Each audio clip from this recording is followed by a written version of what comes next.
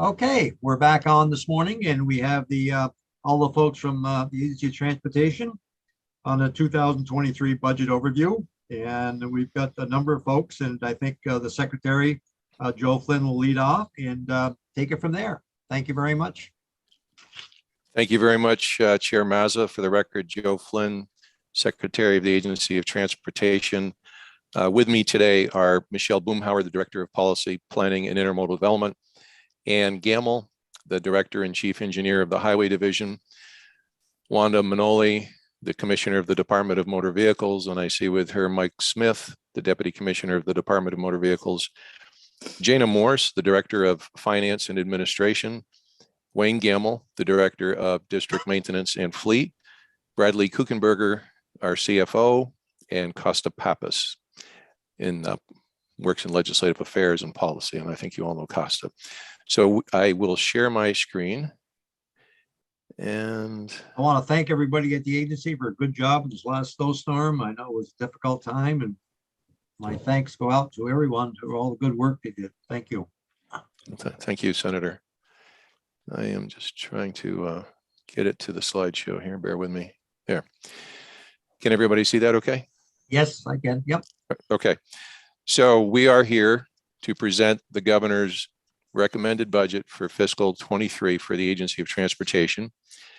The budget summary includes a year of funding from the Infrastructure Improvement and Jobs Act. So when we built the budget, we anticipated the passage of the infrastructure bill, and this budget does account for 1 year. As you know, the Infrastructure and Jobs Act is being done through reauthorization, which will come to the agency over 5 years. So this budget reflects 1 year of that new funding source. It is balanced to the January 22 consensus, and obviously it compares the as recommended 23 to the 22 appropriations. At a high level, you'll see that our budget for fiscal 23 is $829,936,754. That is a 20.8% increase over fiscal 22.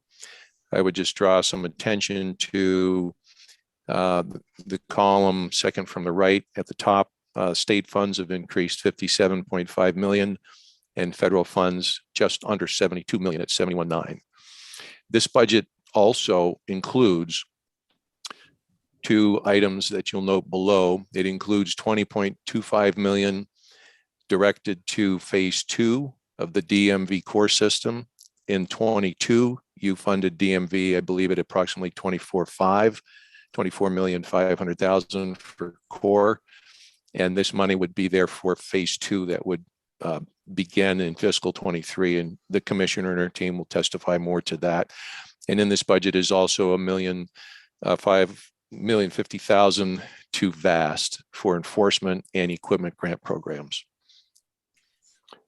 Secretary, can we go back?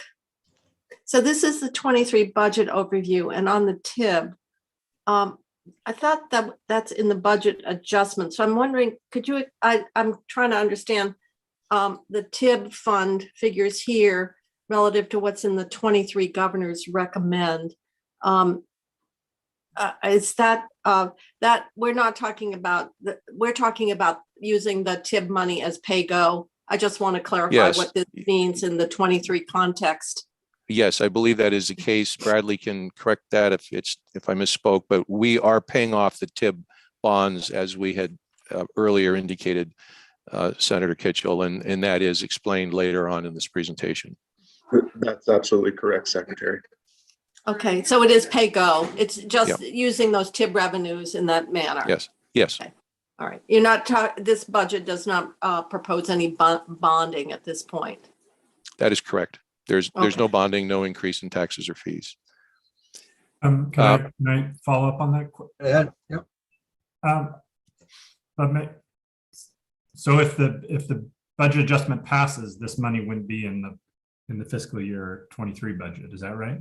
No, this money is in a different portion of the TIB landscape. So it's not directly connected to us paying off our TIB bonds.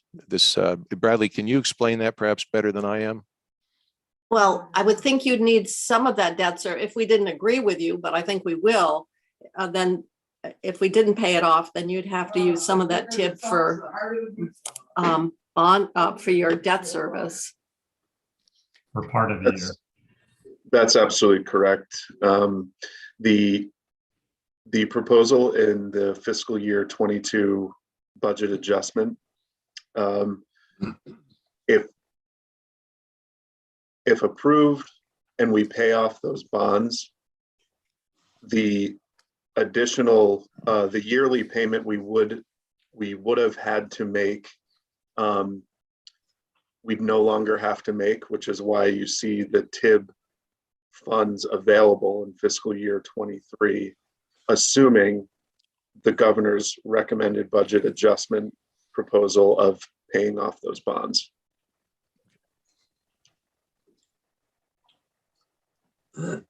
Maybe if you talk about it later, I'll understand it, but I don't understand it right now. Okay. So I believe what Bradley, I understand what's happening. In other words, everything here, TIB fund assumes that those bonds are paid and the TIB revenues are totally available on a pay-go, and that's how you are budgeting them in your 23 budget request. right, and That's yeah. And I think Senator Perchlik, I think it was who asked the question, I think to your point, if for some reason the budget adjustment is not agreed to, then the 8.404726 million you see there would be reduced slightly by what our annual payment would have to be against the bonds that you didn't agree to let us pay off. Is that correct, Bradley? that's correct as well. Mm-hmm. Okay. Does that address this at this time? Yes, and just to confirm, the House is passing out the budget adjustment this week. And can you confirm that this recommendation is included in the BAA as it's going to be voted on? I assume it is, but I just wondered if you could confirm that. Yes. Okay, thank you.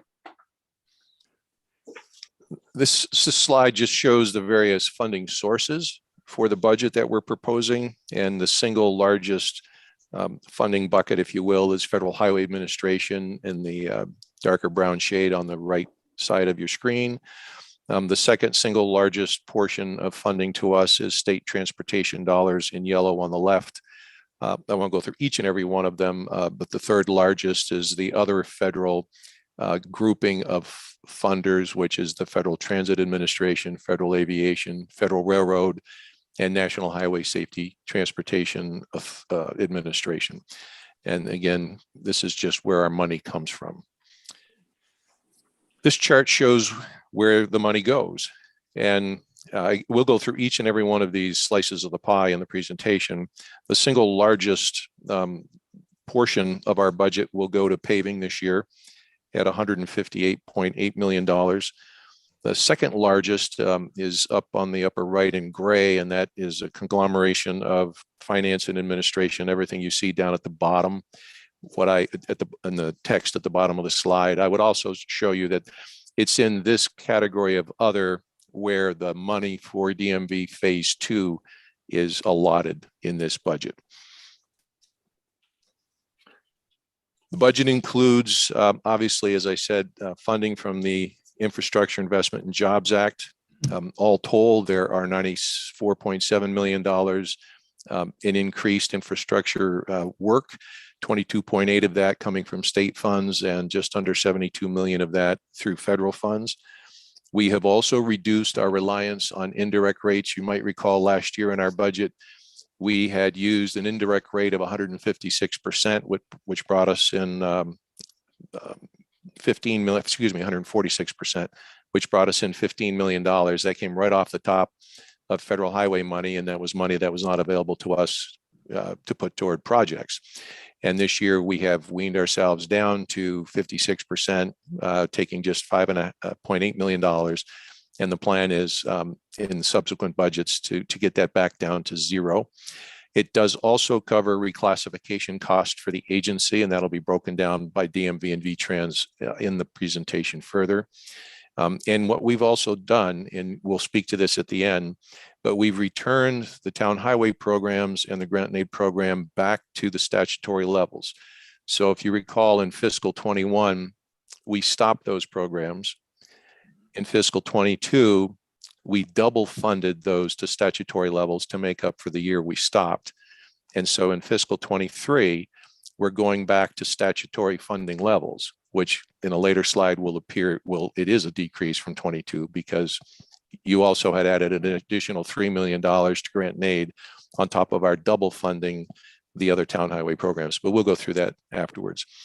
And it does include the appropriation for the core system and the money to VAST, as I mentioned. Some assumptions, the budget is balanced, as I said, to the 22 consensus revenue forecast. It does assume that we pay off all our TIB debt, which is currently in the Budget Adjustment Act.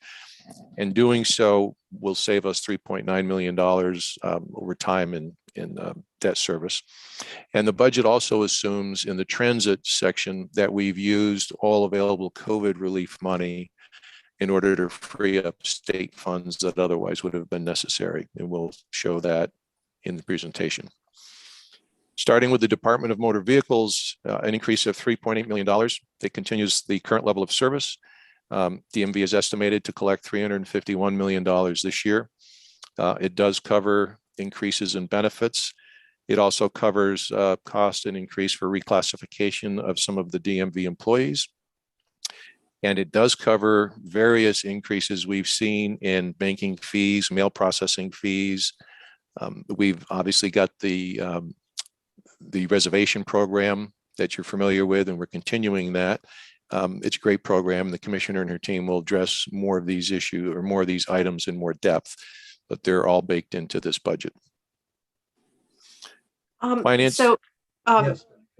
Mr. Secretary, so what this means, because DMV is really funded by fees, is that these increased costs are having to be absorbed through the T fund, just in the other revenues. It seems like we got it, the increase of 3.8 million. That's an overall increase that is then influenced by the salary and fringe benefits, the reclassification, et cetera. Could you clarify, is the 3.8 million at the top reflective of all those ups that are listed in the listed below? Correct. That's correct. With the exception of the last bullet, the 20.25 million is not. No, I understand. Yeah. Okay. Yep. And as I say, the commissioner can go into more detail, but more Vermonters are availing themselves of mail transactions, which is helpful, frankly, in many ways to us, especially during the pandemic. And the more use of credit card and banking fees just does drive up some of the administrative cost of that, reflects that type of business transactions. And what positions got reclassified? The commissioner can address that directly. Okay. Many of these positions were counter positions. Quite frankly, these were positions very similar to on the VTrans side that some of the starting salaries were just frankly woefully insufficient and they needed to be increased. And quite frankly as well, the jobs have changed significantly. There's more technology that the employees have to use since the last reclassification. So this wasn't simply a method to raise salaries, which were necessary, but it was also to reflect how the jobs have changed and the requirements on the employees to work with different technology than the last time they were reclassified. But it's primarily, these were primarily public facing employees. And again, the commissioner can go into more detail.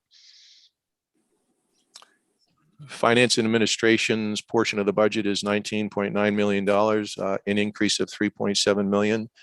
It also takes into account assumed salary and benefit increases. We do address $2 million in this 23 budget to start the replacement of the financial system called STARS.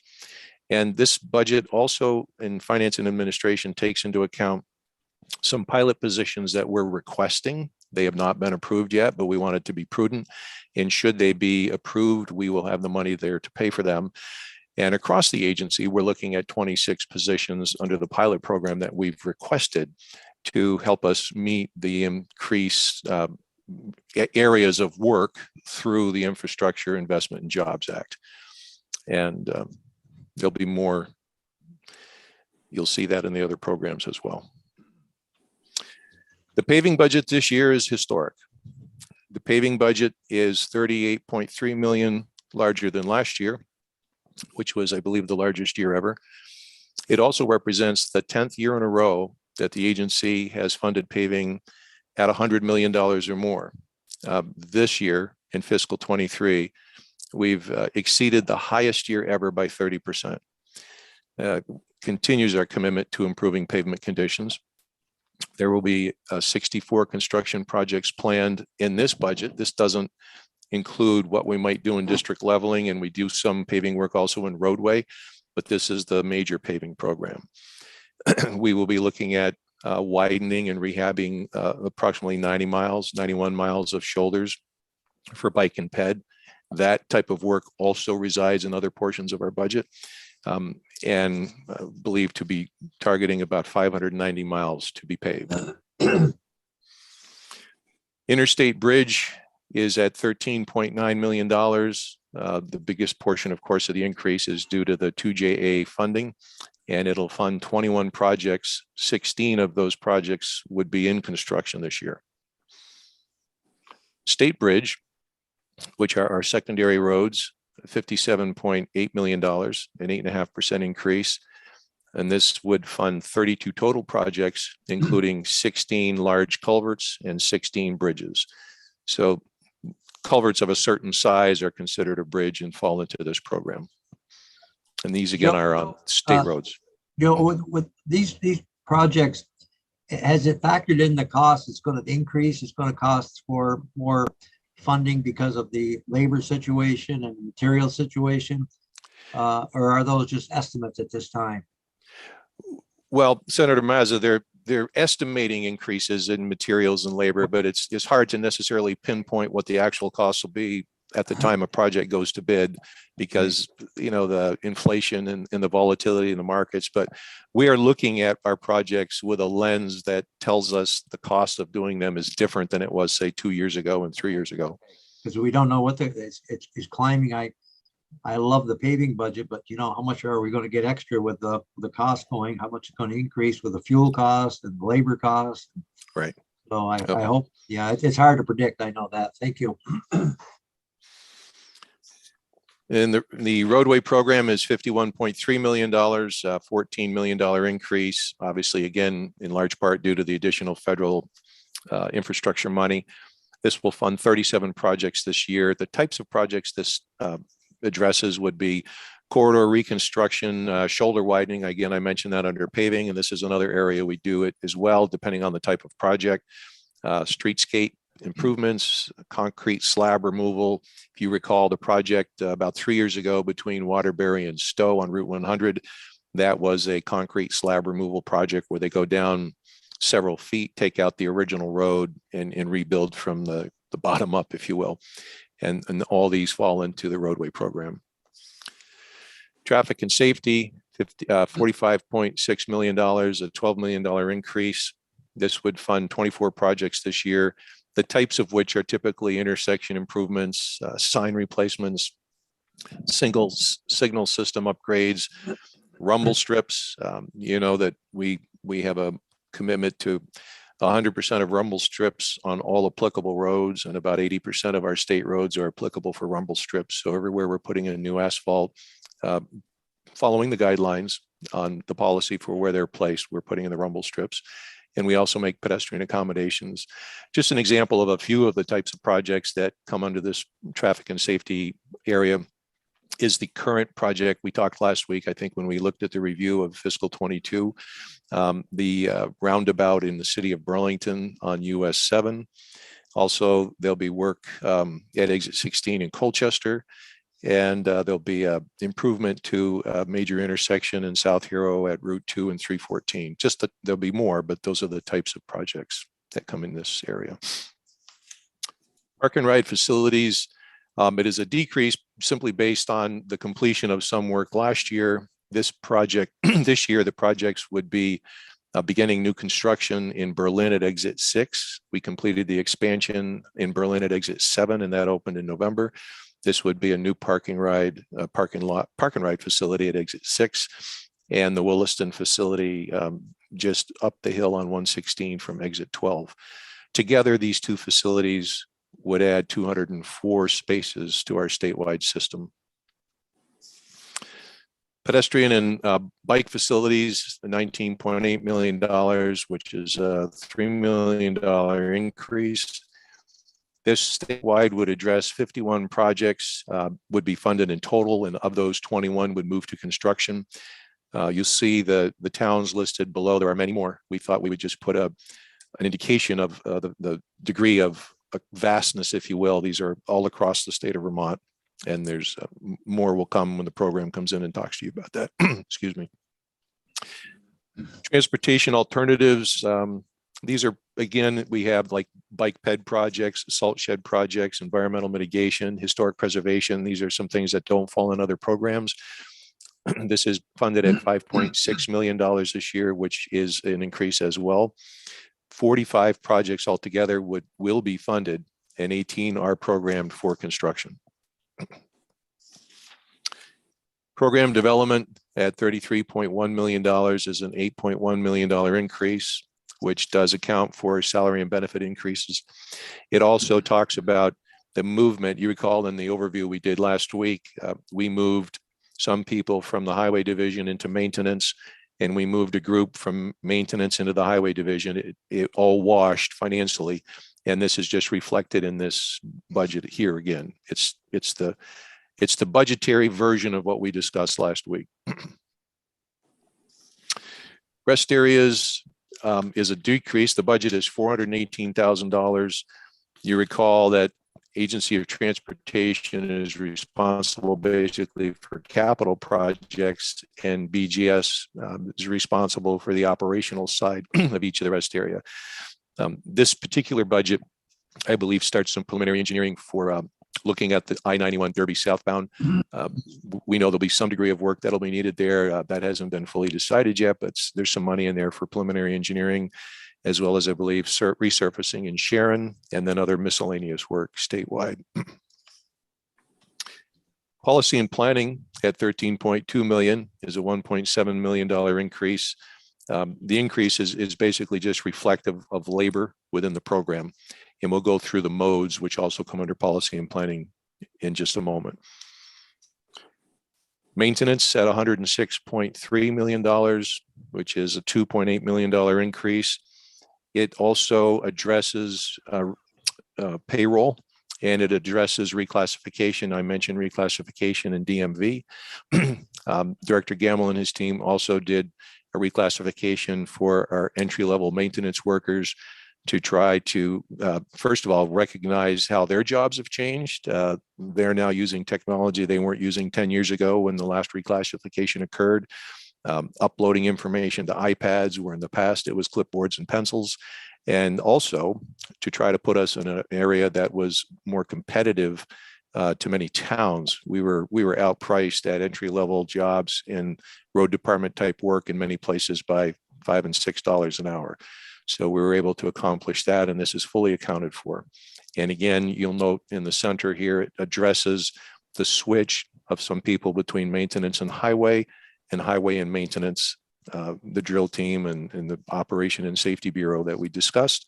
And it does anticipate an up in salt this year per the contract pricing. Central Garage, $22.7 million at a modest increase of $550,000. Excuse me. It restores $800,000 that was cut from equipment in fiscal 22. It also includes $8.3 million investing in equipment, and obviously fleet procures, or these folks procure and administer the fleet statewide. And Central Garage operates as an internal service fund, and there'll be an entire presentation from district management and fleet on Central Garage operations. Public transit comes in at $44.5 million. It's a $1.3 million increase. Much of the increase covers increased cost of operations for the transit providers. In addition to that, there's $14.4 million in the capital plan, which includes a one-time $4.4 million for scheduling software and dispatch software for response type trips, demand response trips, often used by elders and persons with disabilities, Medicaid patients. And this is a new program for them to basically hail ride services. There is up to $10 million also for new vehicle replacement. And we just wanted to show, as I said in the opening, that we've used $11 million in FTA COVID relief in order to free up state money that otherwise would have had to fill in these blanks. And what our budget, though, does not include, there is a direct payment. So the bullet at the bottom of the screen, there is a direct payment from the Federal Transit Administration to GMT under the urban program. And that direct payment is not included in our budget. Excuse me, just a second. Thank you. Aviation comes in at $9.4 million, which is a $1.1 million decrease.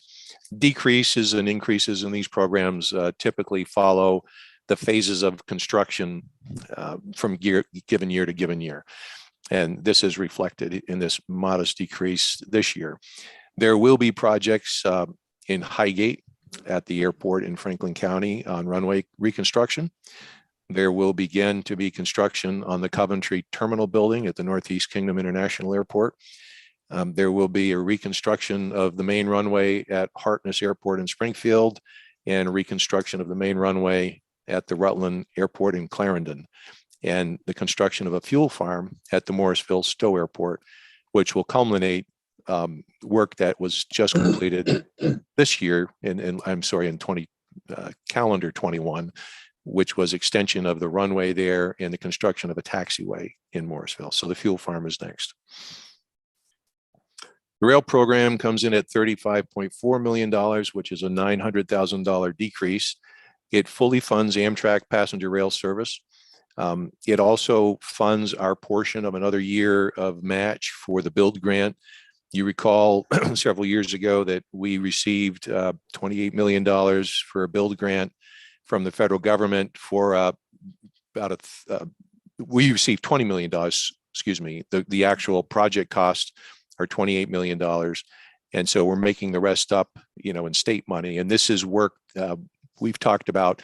This addresses bridges and railroad crossings from Rutland south to Bennington and west into Hoosick, New York, because we actually own the line all the way into Hoosick, New York. And the money for Ethan Allen into Burlington is almost predominantly in the current fiscal 22 budget. Transportation buildings covers those buildings in the state owned by us and not managed by BGS or leased from anybody else. And this is basically our maintenance fund, if you will, for that. And we do have a capital program this year in Lunenburg for a new garage that's under construction there. And the budget otherwise typically replaces standby generators or heating systems and salt sheds as we need them. We have two programmed this year, one in Eden and one in North Hero.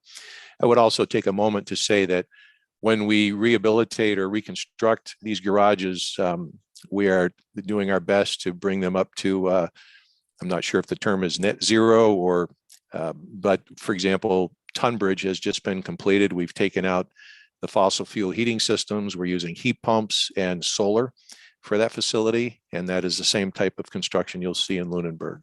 And these are managed, project managed and delivered by VTrans. Town Highway Bridge is a $30.3 million program. It's nearly a $15 million increase, driven largely because of new funds through the Infrastructure Investment and Jobs Act. I'll talk a moment about that because there is in the 2JA, there is a $225 million program, which is brand new to Vermont, dedicated just to bridges. This is from general fund money in Congress. And the guidelines and the requirements in this funding are that, among other things, we must set aside a minimum of 15% of that, which comes up to $33.7 million. And that money must be made available to towns for off-network bridges, which means locally owned. And that money is 100% money. So the towns will not have to match that money. So this is all baked into the Town Highway Bridge program. And town highway programs overall, this is where we capture the sort of the up and down that I talked about at the beginning, where in fiscal, so we're showing $51.3 million, we're showing a $13 million decrease, and that is a result of zero funding in 21, double funding in 22, and then in 22, the legislature also added $3 million to town highway aid. So if we flatten all of those out to statutory levels, the program comes in at 51.3 million, and each of these categories is fully funded to statutory levels. This chart is really just a roll up. Secretary Flynn. Yes. Maybe the next chart is getting at it. Money goes out to towns in a variety of ways. You're just talking about the additional money, no match going out on bridges. On the other hand, I know town highway, it's going to say, well, that's a 13 million decrease. Is there, is the next chart, does it show in the aggregate the amount of financial support? Yes. Town programs funding. This is it, right? That's a great question. And so in fiscal 22, we sent $79.1 million to Vermont towns. Mhm. In fiscal 23, with all the ups and downs I just discussed, we're Right. sending $81.5 million. So overall, we are increasing budgets to Vermont towns by 2.4%, which you'll see the difference column. And, and that takes into account basically, you know, what is a decrease in a few of these programs from fiscal 22 to fiscal 23, because fiscal 22, we doubled down on those programs. And then, as I said, the legislature added to that. And everybody said, but in 23, we go back to statutory funding levels, which we've done. So even going back to statutory funding levels, we've increased the total funding package to Vermont towns. By almost 2 million. All right, that chart is anticipated, was exactly what I was asking. When you put it all together, what's the bottom line look like? Right. Thank you. Thank you. And the transportation board is in our budget, not under our control, a very modest increase, really just in the labor area. And these next two slides are simply to show you the enterprise effort, if you will, the enterprise of state government and the various agency and department partners regarding electric vehicle deployment. The portion of that is ours is the 5.25 million that you see in bold and that says federal highway and state. That's in the prepaid budget. We just wanted to show it, and we wanted to show it in the context of everything else that's happening in the EV and EVSC space.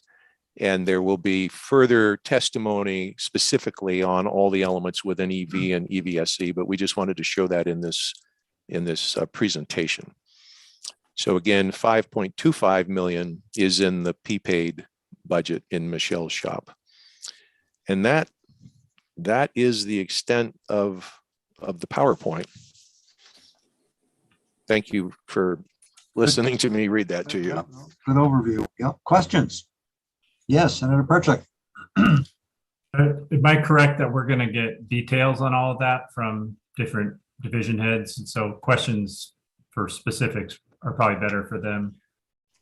Happy to entertain. I mean, yes, the answer is yes. The programs will all come in and testify before you, but those division heads are here today, and depending upon the level of detail, we're very happy to answer whatever, or attempt to answer any questions that you have. I hadn't heard about the snowmobile incentive, for example, on your last slide, but I don't have to know that today. We can wait till that presentation. Okay. Questions, Senator Ingalls? I don't envy you folks trying to figure out how to get this all done in 5 years or actually 8 years. Does the government ask you to spend a certain amount each year, or that's at your discretion? We basically bill monthly, based on the amount of money available to us, but we look at reauthorization at a macro level in 5 increments because it comes to us over 5 years. It's not necessarily confined to the dollar amount evenly each year. Some of it depends on a particular project. A particular project could, I just use the term the burn rate, but the engineering and design and right-of-way acquisition and permitting might move faster with some projects and slower with other projects and cross multiple fiscal years. And then, the construction finally hits. So there's a bit of elasticity, if you will, to each project. It has a fixed budget, but how that budget gets consumed over several years isn't always identical to a different project. So for the most part, we look at this in 5-year increments coming to us through reauthorization. And then on an annual basis and on a project basis, we bill Federal Highway monthly as basically bills are incurred. Yeah, and back to what Senator Mazat said earlier, it's just too bad we're at the level of inflation of where we're at. I know a town in my district was going to do a paving project, and it's a couple miles, and it's gone up $100,000. And looking at the same statistic of what the state's going to pave this year, that's 25 million, when you look at the same amount. But again, the trick is not to lose any of those federal dollars or leave them on the table. And I don't understand. It's going to be hard for you folks to be able to spend that type of money. And I hope we spend every last dime of it. And I know you'll do a good job with it. Well, thanks. And with regards to inflation, one potential silver lining could be that, perhaps it doesn't last 8 years, so if we had to spend it all in 1 year, which would be really hard to do, but we would be encountering inflation and increased prices in everything we're doing. But because this is 5 years of reauthorization and we can obligate money in the 5th year to go out 3 further years, we might be in a much different economic environment 3 or 4 years from now, at which time we'll still have significant money as part of this reauthorization. Further questions? Okay. Anything else at this time?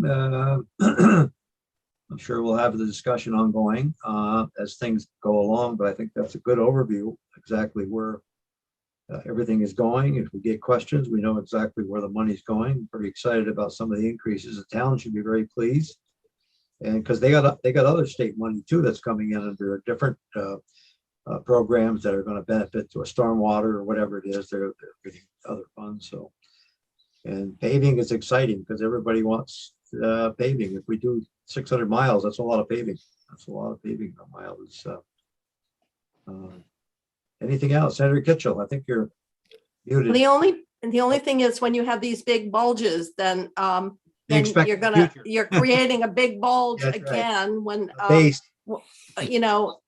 so it's sort of like all the bridges were built at one time and now they're all having to be replaced. Yep. So it creates a lot of spending pressure in a compressed period of time at some point in the future, depending on the other hand, there are times when so many of our roads, actually the old road bed needs to be redone because they've just been paved over what were dirt roads. And so I would think that if we're doing some improvement in terms of those road beds themselves, that would have long-term benefit long after maybe the paving itself has to be replaced. So when we talk about paving, we have 2 different, one of which is paving, like we do on the interstate, and the other for some of our secondary roads or Route 7 or Route 4 or 2 or whatever, where in fact, or 122, some of these smaller roads where if we're doing upgrades to the base, I would think that would be a long-term investment in the infrastructure. So I don't know what the separation is between we're going to make everything smooth and pave over an inadequate road base, as to whether we're using this as an opportunity to go in and really address some of those sections of our roads that really do need that kind of much more substantial improvement. Well, the program will come in and testify further, but the answer is, yes, it's a bit of both, but we are looking at major reconstruction of some roads. Obviously, we can't do everything at once, and you're not saying that, of course, but then we also have to maintain roads that might have a substandard base because the rideability is just not tolerable, and we have to maintain them to some degree until we can get there to do the more substantial work. But an example of what you're talking about, Senator, I mentioned, I think before, but Route 100 between Waterbury and Stowe took, I think, the better part of 3 years or 2.5 years. We worked at night, and they dug down and dug out the old concrete, which was the original road. And, for decades and decades and decades, pavement was applied over concrete. The concrete breaks up, heaves the road, and you go out and you do skimming and leveling, and you're going to continue to do that unless you address the root issue. So there's much of that going on. And that's why when we talk about the paving budget, the big $158 million budget, it's hard to give an exact to the mile number, because we could be paving, 20 miles of interstate, and that's a certain depth level. But when highway goes in and reconstructs an entire road, that's a completely different level of pavement. And then in the spring, if we have money left over from winter maintenance and we go out and do district leveling, like, for example, Route 111 was not something that was planned, but we had the money to do that. We did it, and we did several other roads because they needed it. And that too is yet again a different level of thickness, if you will, of pavement. So there's many elements to that, and the team will talk more in depth about that. But that was a good question. Wait till we pave the Lamoille County rail bed. Boy, Jane will like that. It's all paved. I don't know if you're a runner. I think probably you prefer not to have pavement. I think that's and I noticed that there's some money to the Lamoille Valley Rail Trail, but I thought that had all been funded through the capital bill. So no, the construction, that's correct, Senator, and that'll conclude in fiscal 22. There's some ongoing work about signage and amenities. Routes between communities and the trail, parking in communities to get people to the trail and people from the trail to the amenities in the community. So that's that phase of it, but the construction commitment will be completed in 22. You're correct. In fiscal 22 and in calendar 22 this year. Get those bathrooms in there, you know what I mean? There you go. Oh, you can't, A long trail. I mean, they used to say McDonald's were the public bathrooms That's for right. the nation. And to some extent, A little different. yeah. Okay, anything else this morning? All right, well, thank you very much, Mr. Secretary and the crew, and if anything further, we'll get back to you and have some more, okay? All right. Thank you all very much. Appreciate it. Thank you. Okay, I think that's it for this morning, committee. Give you a few minutes off here, and so